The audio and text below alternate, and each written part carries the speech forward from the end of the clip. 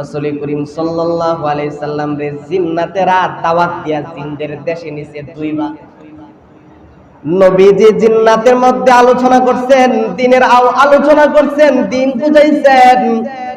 তো রাসূল আসার সময় জিন্নাতেরা রাসূলকে বলে দিছে, নবী গো আপনার উম্মতরে বলে দেন না, আপনার উম্মতরা যাতে করে হাড্ডি এবং গোবর দ্বারা যাতে করে ইস্তেনজা না করে, হাড্ডি এবং গোবর দিয়ে যাতে করে ঢিলা কুলুপ ব্যবহার না। এজন্য রাসূল করিম সাল্লাল্লাহু আলাইহি সাল্লাম বলেন, লা তাস্তানজু বিররাউসি ওয়া বিল-ইযাম। রাসূল বলেন, এই উম্মত তোমরা হাড্ডি এবং গোবর দ্বারা কি করো না, ঢিলা কুলুপ ব্যবহার করো না। কেননা এই হাড্ডি এবং গোবর হইল জিন্নাতের খাবার। হাড্ডি কি? জিন্নাতের খাবার।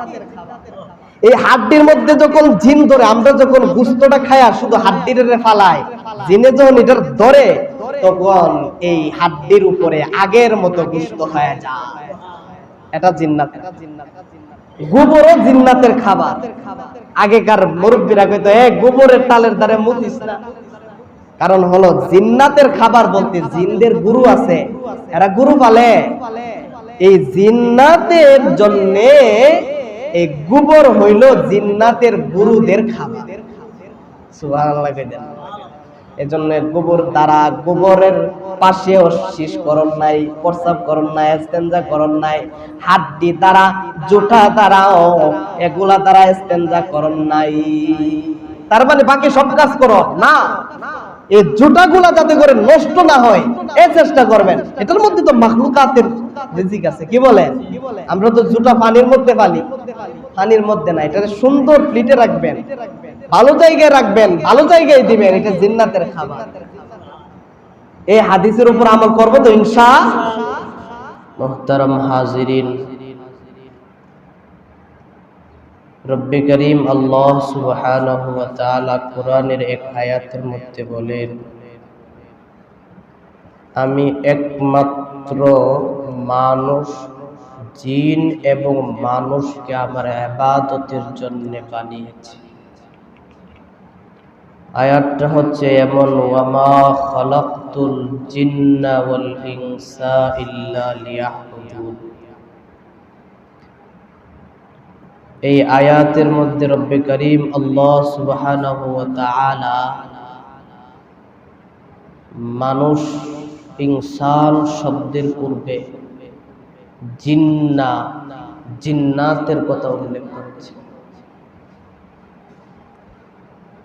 হাদিস এবং কোরআনের অ্যানালাইসিসের মাধ্যমে বোঝা যায়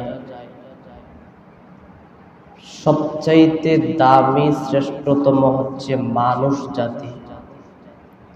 তো মানুষের নাম আগে থাকবে, জিনের নাম পরে থাকবে, এটাই স্বাভাবিক। কিন্তু আল্লাহ তাআলা সেখানে জিন শব্দরে আগে আনছেন কেন? এই কথা বোঝাইবার জন্যে এবং ওই কথার দিকে ইঙ্গিত করার জন্যে, ওই ইতিহাসের দিকে ইঙ্গিত করার জন্যে যে আল্লাহ তাআলা পৃথিবীতে মানুষ পাঠাইবার আগে জিন জাতির পৃথিবীতে পাঠিয়েছে। যখন মানুষের কোনো অস্তিত্বই ছিল না, তখন জিন্নাতের অস্তিত্ব ছিল পৃথিবীতে, জিন জাতি ছিল।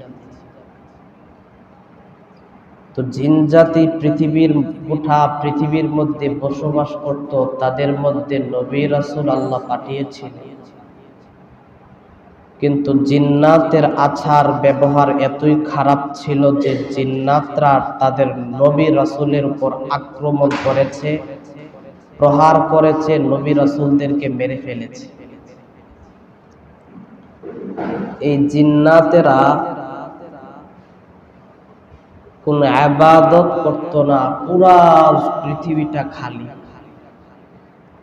তো আল্লাহ তাআলারে ফেরেশতারা বলতেছে, আল্লাহ জমিনের মধ্যে যতগুলা জিন আছে একজনও আপনার ইবাদত করে নেওয়ালা নাই, তো এই জিন সবদের মাইরা ফেলে। তো আল্লাহ বলছে, ওই জিন যেহেতু ইবাদত করে না, জমিন থেকে জিনগুলারে সরাইয়া দাও। গোটা পৃথিবীর মধ্যে যত জিন আছে জিনেরে ফিড আরম্ভ করো, ফিডায়া ধাওয়ায়া পৃথিবীর থেকে বের করে আরব পাহাড়ের চূড়ায় উপরে আরবীয় বড় বড় নদী আছে, সাগর, এই সাগরের মধ্যখানে যে চর হয়, এই চরের মধ্যে পৌঁছায়। তো ফেরেশতারা জমিনের মধ্যে আইসা জিন্নাতরে এমন ভাবে ফিডা আরম্ভ করছে আর দাওয়ানি আরম্ভ করছে, গোটা পৃথিবী খালি সবাই এই চর এবং পাহাড়ের চূড়ায় গিয়া উপস্থিত হয়েছে। ওই সময় একটা জিনেরে দেখছে, ওই জিনটা সেজদায় পড়িয়া রয়েছে, আল্লাহর গোলামি করতেছে, করেন না সুবহানাল্লাহ। মাত্র একজন জিন। এই জিনকে আমি সামনে কইতেছি। তো আল্লাহ তাআলাকে বলেন, আল্লাহ বলছিলাম তো একজনও আল্লাহওয়ালা ইবাদত গুজার নাই, সেজদা করনে ওয়ালা না। একজনকে তো দেখতেছি সেজদায় পড়িয়া রয়েছে, সে কে আর তারে কি করব? তারেও কি তাদের সাথে চরে আর পাহাড়ের চূড়ায় পৌঁছায় দিব নাকি জমিনে রাইখা? আল্লাহ বলেন, ওই সেজদা করনেওয়ালা সাজেদ জিন, এটা এমন এক জিন, পৃথিবীর এমন কোন স্থান নাই, জায়গা নাই, যে জায়গার মধ্যে আমি আল্লাহর কুদরতি কদমে সেজদা দেই না। আর ওই জিনের নাম হচ্ছে ইসমুহু ইবলিস। ইবলিস হইছে ফরে,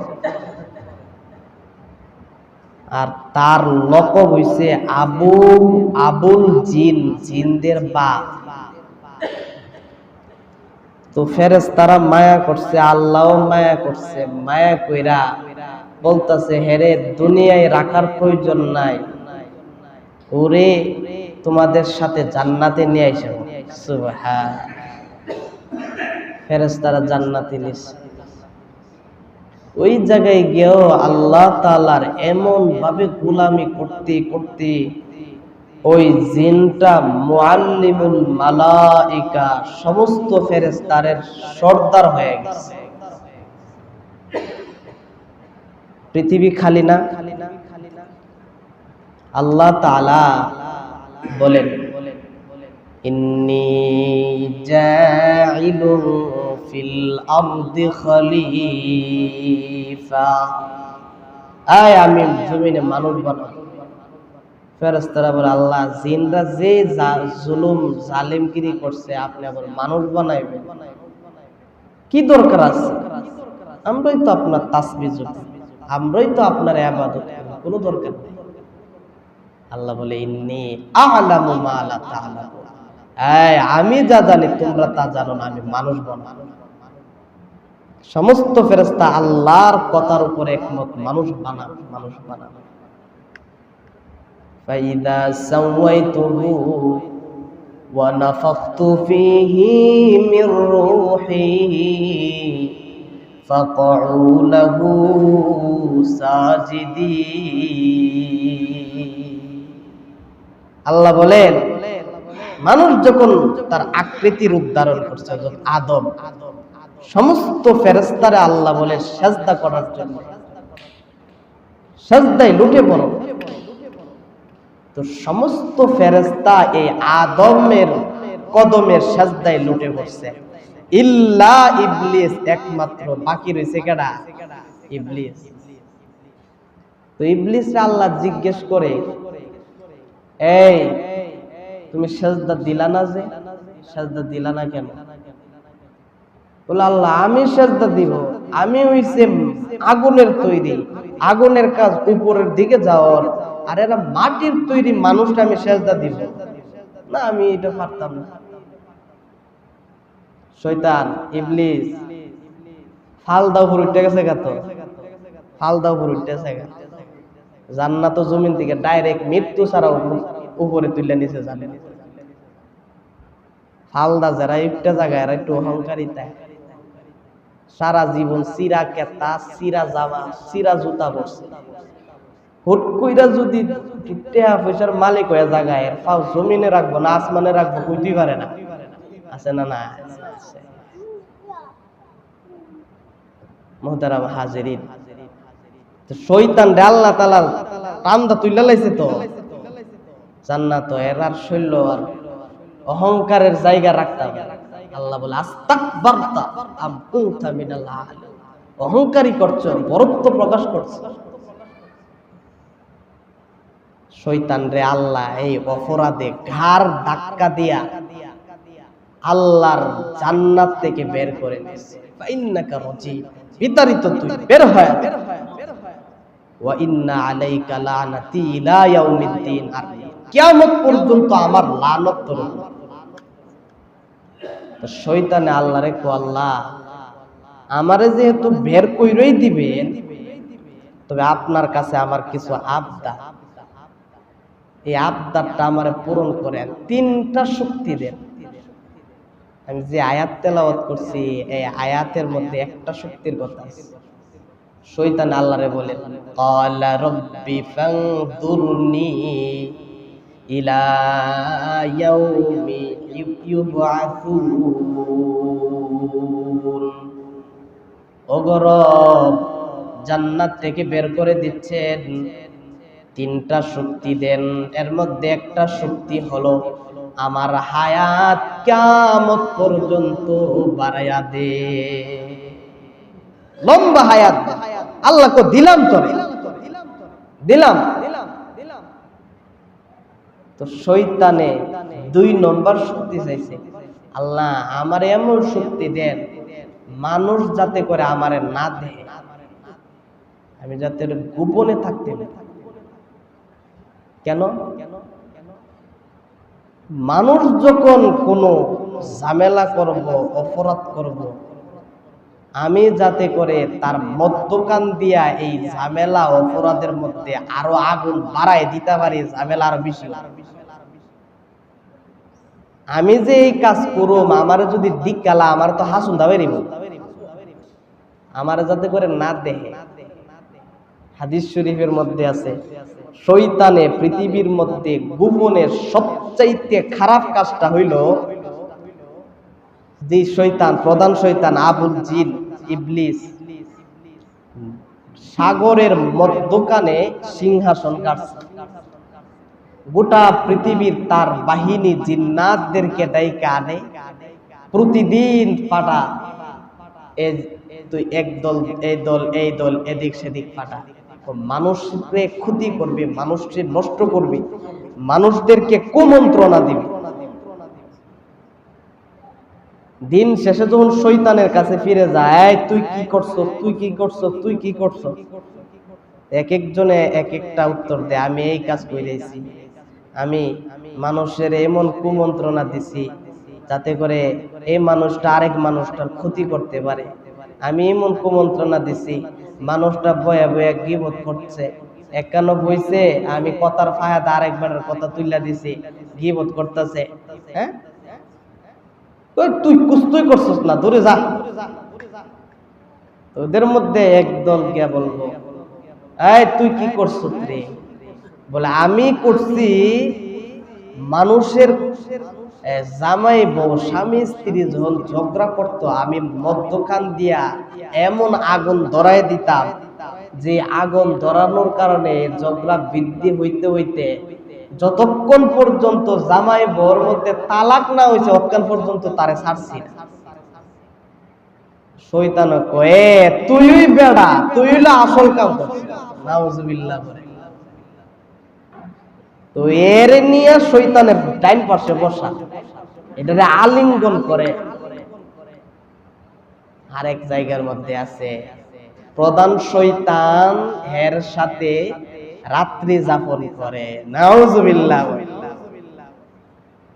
শয়তানের পিছনের দিক দিয়ে একটা লেজ আছে, এই লেজটার মধ্যে আল্লাহ এমন ক্ষমতা দিছে, এই লেজটা দিয়া নিজের ফাসাদ নিজে গুতা মারে আর লক্ষ লক্ষ শয়তান জন্মগ্রহণ করে। পৃথিবীর মধ্যে এত পরিমাণ শয়তান আল্লাহ রাখছে, এত পরিমাণ শয়তান যার হিসাব নাই। সওয়াবের কাজ করতেছ, মাঝখানটা শয়তান এক গুতা মারবো, গুনাহ করে লাগবে, ঠিক না বেটি? আমরা কান দবরগেরা মসজিদের ভিতরে শয়তান আয় না আয়া একটারে একটা গুতা মারে, গুতা দিয়া দে লাগে জায়গা কাজ্জা, লাগে জায়গা ফেরের মধ্যে, লাগে জায়গা বিভিন্ন ধরনের গপ কথাবার্তার মধ্যে, ঠিক না বেটি? শয়তান এই কাজ করে।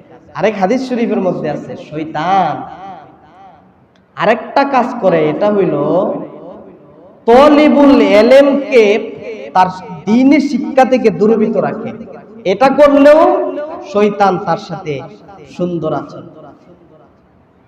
আমার ভাই, তো এই জন্যে গোপনে থাকার জন্য আল্লাহর কাছে আবদার করছে, আল্লাহ যা শয়তান তোরে ইরো দিলাম। 3 নম্বর হইল আমারে এমন একটা শক্তি দেন যে শক্তির দ্বারা মানুষের রগের ভিতরে আমি প্রবেশ করতে পারি, মানুষের রগের ভিতরে যাতে করে প্রবেশ করতে পারি এমন, অর্থাৎ আমি যাতে করে একেবারে ছোট সংকীর্ণ হয়ে যাইতে পারি, সূক্ষ্ম হয়ে যাইতে পারি, একেবারে ভিতরে ঢুকে যাইতে পারি। এই জন্য শয়তান মানুষের ভিতরে ঢুকে যায়। কোন সময় ভিতরে ঢুকে এখানেও আপনার আমার শিক্ষা। আমি হাদিস শুনি, মানুষের ভিতরে শয়তান ঢুকে কানে দিয়া, নাহে দিয়া, চোখে দিয়া, মুখ দিয়া, প্রস্রাবের রাস্তা দিয়া, বাথরুমের রাস্তা দিয়া ভিতরে ঢুকে যায়। দোয়া পড়া আপনি বাথরুমে গেছেন না, ইস্তেঞ্জার সময় আপনার ফাঁকা, তো খুবই শয়তান গুলো আপনার ভিতরে ঢুকে যায়। নাউজুবিল্লাহ পড়তেন না?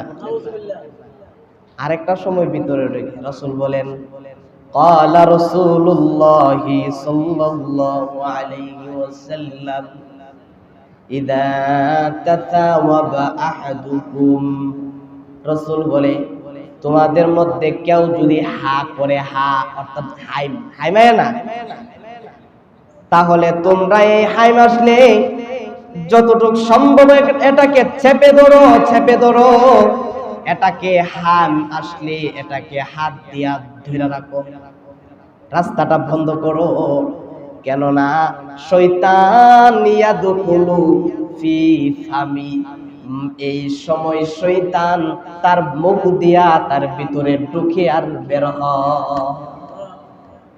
মানুষের এই স্বভাব আসেনি। কইছে যে এমন বেচরুপ দেখা যায়, আল্লাহ কইছে লাকাদ খলাকনাল ইনসানা ফি আহসানি তাকওয়িম, মানুষ সবচাইতে বেশি সুন্দর। আর হাক কইলে সুন্দরটা তাহে না, শয়তানে হাতও তালি দে, তো আল্লাহ কইছে সুন্দর, এটার বিস্তৃতি দেয়া যায়, এটার ভিতরে। আরেক হাদিস শরীফের মধ্যে আছে, কেউ যদি হাইম দে আর যদি এটাকে বন্ধ না করে শয়তান এটার মধ্যে মুইতা দে, তাইলে হাইম আসলে কি করবেন? বাম হাতের তালুর পিঠ দিয়া এভাবে ধরবেন, হাত দিয়া, আর বলবেন লা হাওলা ওয়ালা কুওয়াতা ইল্লা বিল্লাহ। প্রয়োজনীয় কথা নেই, এভাবে বলবেন।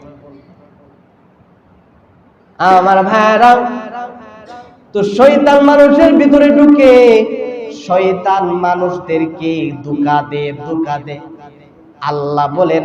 আল্লাহকে বলেন, আল্লাহ আমাকে শক্তি দিয়েছেন, আমি কিয়ামত পর্যন্ত আপনার বান্দাদেরকে ধোঁকা দিব, ইল্লা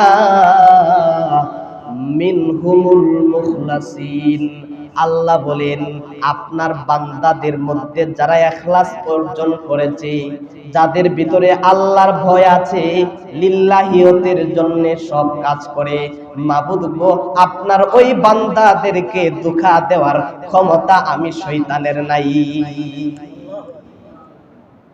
মুখলিস ইবাদতগুজার দেখেন না। তো মুহতারাম হাজিরিন, শয়তান রেজে আল্লাহ তাআলা এই জিন্নাত রে পৃথিবীর থেকে দৌড়ায়া কোথায় যে পাঠাইছিল? দ্বীপের চরের মধ্যে আর হচ্ছে পাহাড়ের চূড়ায়। 3 সময় এই জিন্নাত গুলা বের হলো। কয় সময়? 3 সময়।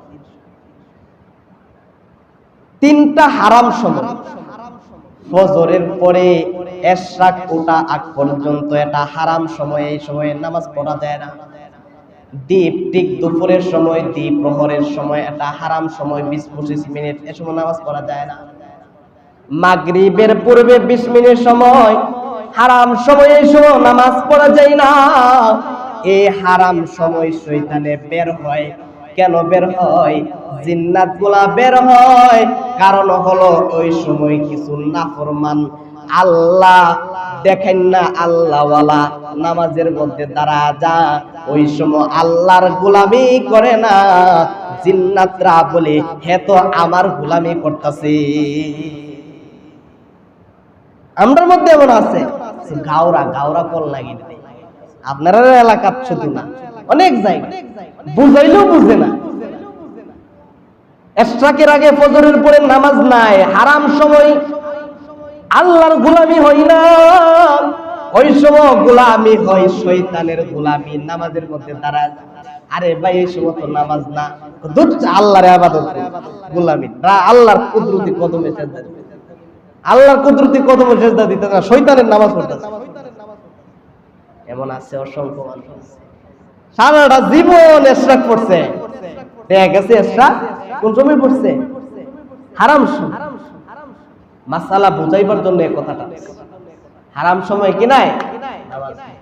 ফজরের নামাজের ওয়াক্ত শেষ, 20-25 মিনিট পর্যন্ত বৈশা বৈশা তাসবিহ পড়েন মসজিদে, তারপরে ইশরাক করে দ্বীপ প্রহরের সময় যখন জোহরের ওয়াক্ত শুরু হওয়ার 20-25 মিনিট আগে দেখবেন ক্যালেন্ডারের মধ্যে কিতা আছে, ক্যালেন্ডারে দেখবেন। আবার মাগরিবের সময়ের 20-25 মিনিট আগে এই সময় নামাজ পড়া, ওই সময় শয়তান বের হয়। ওই বের হওয়ার সময় তাদের চলার পথে যদি কোনো মানুষ বাধা হয়ে দাঁড়ায়, তারই ভর করে, তার ভিতরে আসর করে, তার নষ্ট করে। শয়তান জিন্নাতের কারণ খাচ্ছত হলো মানুষের ক্ষতিকরণ, মানুষের সংসারে অশান্তি দিয়ন, মানুষের ভিতরে ঢুইকা সংসারের মধ্যে অশান্তি সৃষ্টি করে, মানুষের মেজাজকে পাল্টায় ফেলে। জিন অর্থ হচ্ছে পাগল, জুনুন। যেই জিন মানুষকে আক্রমণ করে বা দূর থেকে আক্রমণ করে, তারে পাগল বানায় আছে। মানুষের রাগ উঠতে জায়গা না, এটা জিন্নাতের আছে। সাবধান, এর থেকে বাঁচার চেষ্টা করবেন তো ইনশাআল্লাহ। এরপরে হাদিসটা কয়ে শেষ। জিন্নাতে মানুষকে কেন আক্রমণ করে? রাসূল করিম সাল্লাল্লাহু আলাইহি সাল্লাম রে জিন্নাতেরা দাওয়াত দিয়া জিনদের দেশে নিছে 2 বার। নবীজি জিন্নাতের মধ্যে আলোচনা করছেন, দ্বীনের আলোচনা করছেন, দ্বীন বুঝাইছেন। তো রাসূল আসার সময় জিন্নাতেরা রাসূলরে বলে দিছে, নবী গো আপনার উম্মতরে বলে দেন না, আপনার উম্মতরা যাতে করে হাড্ডি এবং গোবর দ্বারা যাতে করে ইস্তেনজা না করে, হাড্ডি এবং গোবর দিয়ে যাতে করে ঢিলা কোনো ব্যবহার না। এজন্য রাসূল সাল্লাল্লাহু আলাইহি সাল্লাম বলেন, লা তাস্তানজু বিররাউসি ওয়া বিল-ইযাম। রাসূল বলেন, এই উম্মত তোমরা হাড্ডি এবং গোবর দ্বারা কি করো না, ঢিলা কুলুপ ব্যবহার করো না।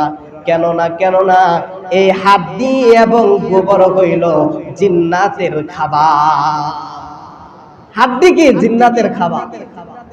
এই হাড্ডির মধ্যে যখন জিন ধরে, আমরা যখন গোশতটা খাই আর শুধু হাড্ডির ফালাই, জিনে যখন এটার ধরে, তখন এই হাড্ডির উপরে আগের মতো গোশত হয়ে যায়। এটা জিন্নাত। গোবরও জিন্নাতের খাবার। আগেকার মুরব্বীরা কইতো, গোবরের তালের দ্বারে মুতিস না। কারণ হলো জিন্নাতের খাবার বলতে জিনদের গুরু আছে, এরা গুরু পালে। এই জিন্নাতের জন্য এই গোবর হইল জিন্নাতের গুরুদের খাবার। সুবহানাল্লাহ কইতেন। এজন্য গোবর দ্বারা, গোবরের পাশেও শীষ করণ নাই, প্রস্রাব করণ নাই, ইস্তেঞ্জা করণ নাই। হাড্ডি দ্বারা, জুটা দ্বারাও, এগুলা দ্বারা ইস্তেঞ্জা করণ নাই। তার মানে বাকি সব কাজ করো না, এই জুটাগুলা যাতে করে নষ্ট না হয় এই চেষ্টা করবেন। এটার মধ্যে তো মাখলুকাতের রিজিক আছে। কি বলে? আমরা তো জুটা পানির মধ্যে পালি, পানির মধ্যে না। এটা সুন্দর প্লেটে রাখবেন, ভালো জায়গায় রাখবেন, ভালো জায়গায় দিবেন। এটা জিন্নাতের খাবার। এই হাদিসের উপর আমল করবো তো ইনশাআল্লাহ। হাজির আগামী সপ্তাহে আরেকটু জিনের আলোচনা করুন না ইনশাআল্লাহ। ইনশাআল্লাহ আল্লাহ তাআলা তৌফিক দান করেন। ওয়া আখিরু দাওয়ানা আলহামদুলিল্লাহি রাব্বিল আলামিন। যারা সুন্নাত নামাজ পড়েন নাই, সাররাকাত সুন্নাত নামাজ পড়েন।